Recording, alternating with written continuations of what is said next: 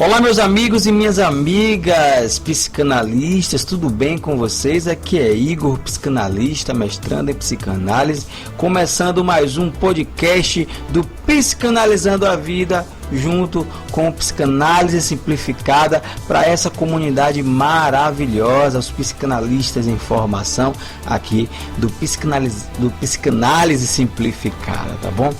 Hoje vamos falar sobre um assunto pouco falado pelos próprios psicanalistas, e para aqueles que estão iniciando aí o percurso, às vezes fica aquela dúvida do que é o setting analítico. E o que é o setting analítico? O que seria o setting analítico? O setting pode ser traduzido ali como configuração, edição, organização, arranjo. É um conceito e ele é muito variável e que reúne alguns elementos, certo? Pode ser lugar onde acontecem as análises, contrato entre o psicanalista e o cliente, a hora, o preço, a quantidade de terapias, o pacote de terapias, pode ser o método, a técnica, pode ser tudo isso junto, pode ser a ética, e tudo isso fechado num acordo só. O setting pode ser entendido como tudo o que foi acordado entre o psicanalista e justamente o paciente, o cliente, a respeito de como e onde acontecerão as análises. O como deve incluir o método e a técnica, assim como a ética, que deve estar, de certa forma, adotada pelo psicanalista, onde deve obviamente ser o lugar físico, ou se é por telefone, onde as análises acontecerão exatamente. Por sua vez, é um processo simbólico que tornam as análises possíveis a partir de qualquer lugar. Isso é o setting. É tudo, não só o ambiente, mas tudo o que configura a análise e a terapia. Tudo faz parte da terapia. O setting analítico e a terapia estão unidos com a ética, com a metodologia, com a abordagem, como o cliente ele vai ser tratado. Não há assim uma regra de como deve ser fisicamente o lugar. Tem que ter um divã à esquerda, tem que ser a cadeira do analista à direita, tem que ser no canto, no lado do horizonte. Não existe uma regra de como deve ser o lugar fisicamente. Agora, no livro sobre o início do tratamento, as novas recomendações sobre técnica da psicanálise 1, Freud vai nos revelar que um dos aspectos fundamentais do lugar é que o cliente, o paciente, não tenha contato visual com o psicanalista, porque ele acredita que isso eu acredito também, vai afetar drasticamente a livre associação. Igor, tem psicólogos, tem psicanalistas que trabalham olho no olho. Na psicologia existem diversas abordagens, muitas abordagens que vai trabalhar olho no olho, frente a frente, tete a tete. Mas o conselho de Freud, o ensinamento de Freud vai nos ensinar que eu preciso não estar em contato com o paciente, com o cliente, que ele fique virado para frente e eu de costas, ou melhor, nas costas do cliente. Nas figuras que corriqueiramente rolam aí pela internet, as imagens, os símbolos e etc., você vai ver um divã e atrás do divã você verá o analista. E no texto de Freud ele vai dizer de forma muito específica, eu vou ler aqui, deixa me ver, pegar aqui. devo ser?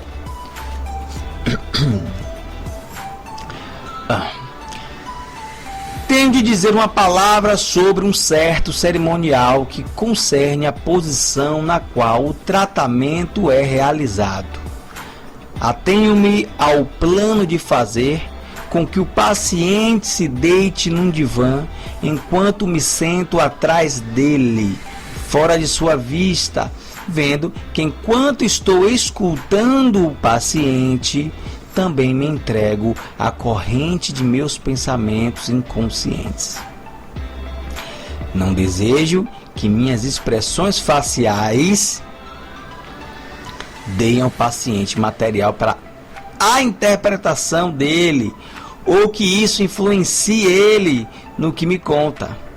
Insisto nesse procedimento, contudo, pois seu propósito e resultado são impedir que a transferência se misture imperceptivelmente às associações do paciente, isolar a transferência e permitir que a aparência, no devido tempo, nitidamente definida como resistência. Freud, 1903. Se eu aparento, se eu mostro ao meu paciente que eu me espantei com as coisas, entre aspas, terríveis, entre aspas, porque para a psicanálise não existe certo e errado, mas ele falou algo que a minha cultura, a cultura que eu vivo, que eu aprendi, diz que é errado. Igor, eu tenho desejos ruins por pessoas que eu não deveria ter, como eu desejo dar um soco em meu pai, eu desejo espancar a minha mãe. E esse tipo de afirmação para um ser humano, né, vai gerar estranheza. Vai gerar estranheza. E se o analista for um analista de início, que está começando agora, ele não vai pensar em controlar, ou ele vai receber aquilo sem o bloqueio que ele deve ter.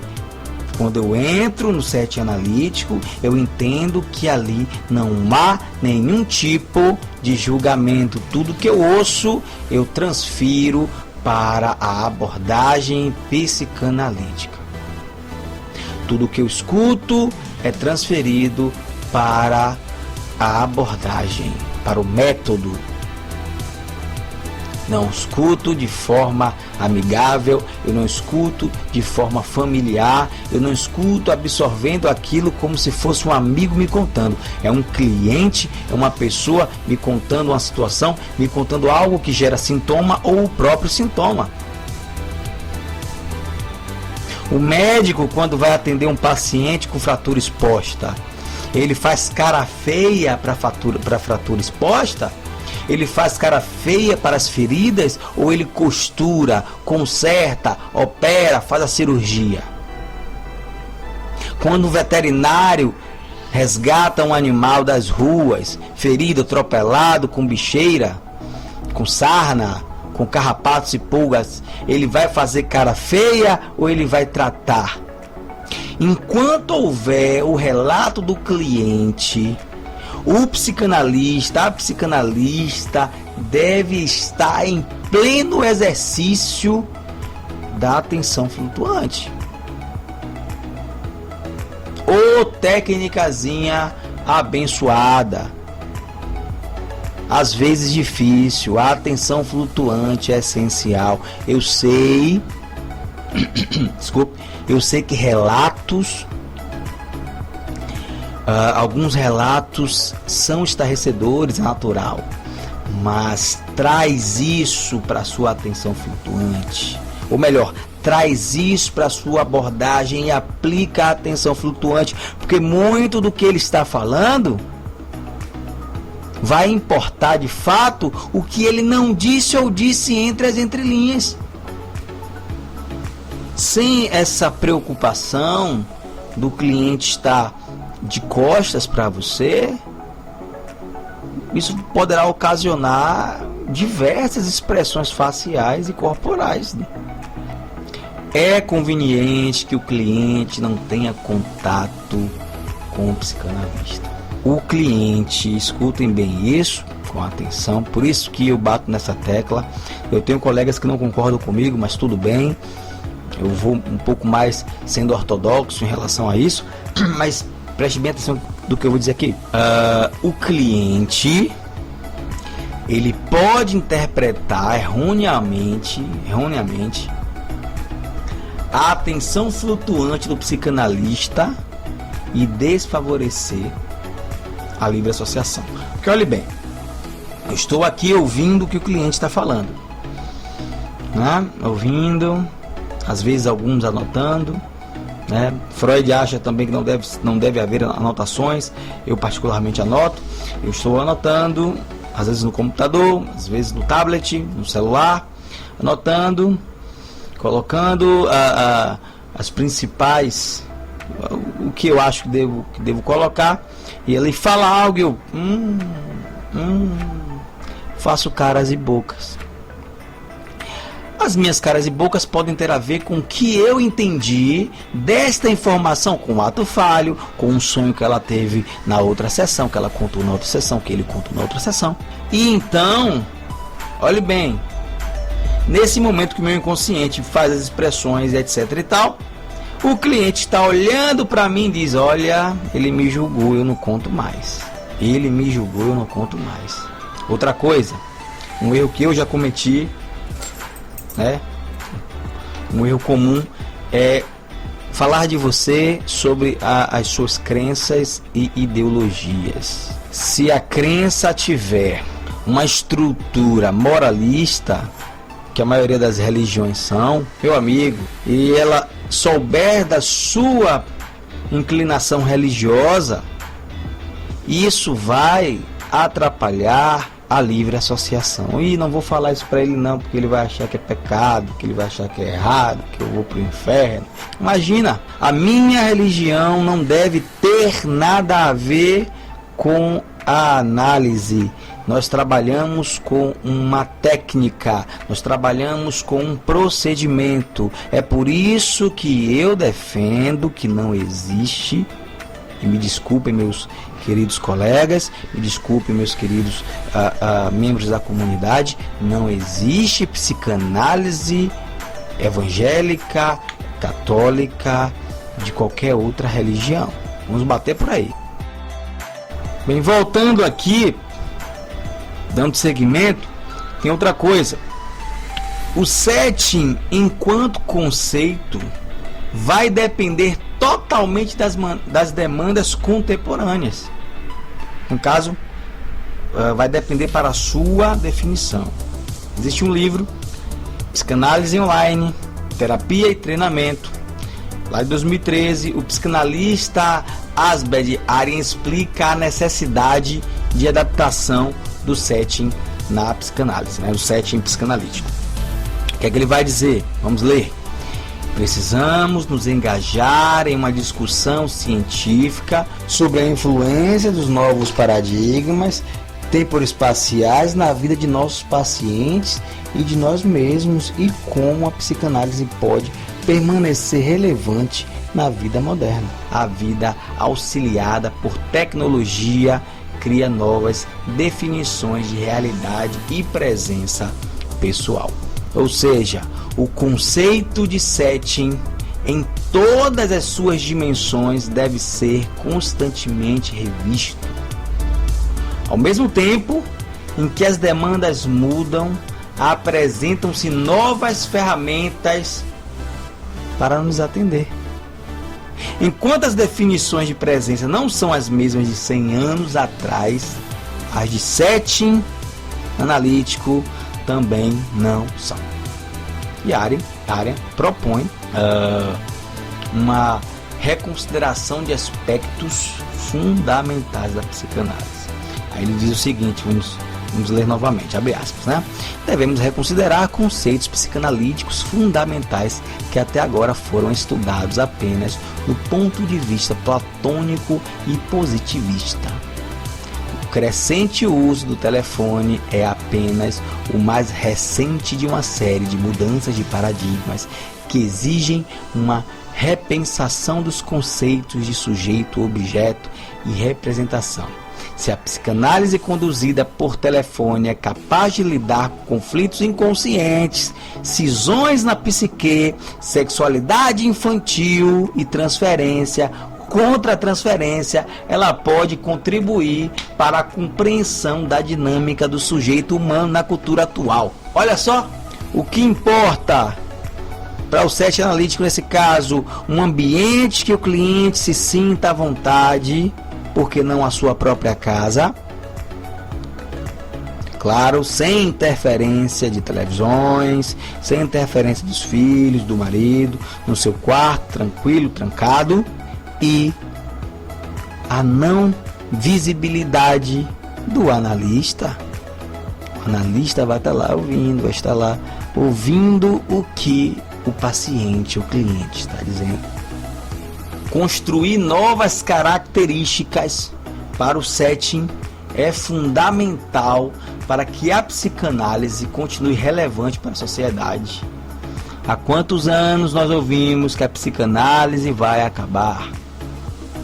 Tenho amigos psicólogos que me dizem: Igor, leio artigo após artigo e vejo evoluções em várias abordagens, mas eu não vejo evolução na psicanálise. Ele diz isso porque a base da psicanálise é o inconsciente. Sem o inconsciente não existe a psicanálise. Quantas coisas a psicanálise evoluiu em mais de 100 anos. Quantos pós-freudianos nós temos hoje e na história? O Winnicott, Lacan, que apesar de se dizer freudiano, ele era freudiano, os seus seguidores se chamam lacanianos. Aqui no Brasil nós temos George Forbes, sensacional, Christian Dunker, brasileiro, professor na USP. Em outras palavras, uma chamada de áudio, telefone celular, WhatsApp, por chamadas diretas, qualquer equipamento que consiga transmitir a voz do cliente e do analista vai servir muito. Bem, muito obrigado por me ouvir até aqui. Deixarei a segunda parte desse podcast para um outro dia. E muito obrigado mais uma vez. Tchau, tchau. Valeu.